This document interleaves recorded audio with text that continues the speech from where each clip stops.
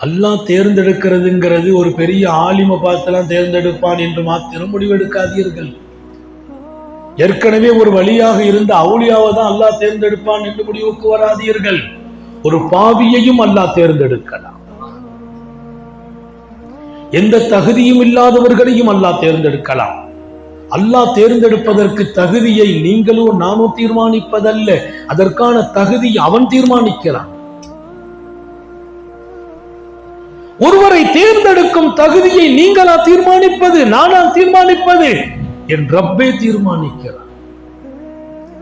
நான் சங்கையான தாய்மார்களுக்கு சொல்லுகிறேன், வாழ்க்கையில் நடக்கிற எந்த ஒரு நிகழ்வும் அல்லாஹ்வை விட்டும் நம்மை தூரமாக்கிவிடக் கூடாது.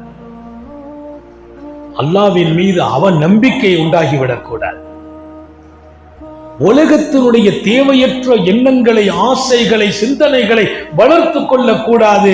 மிக தெளிவாக என் வாழ்க்கையில் நிம்மதியும் சந்தோஷமும் வெற்றியும் தோல்வியும் என் இலக்கை அடைவதும் என் ரப்பு நாடினால் மட்டும்தான் நடக்கும் என்பது அழுத்தமான நமது நம்பிக்கையாக இருக்கு.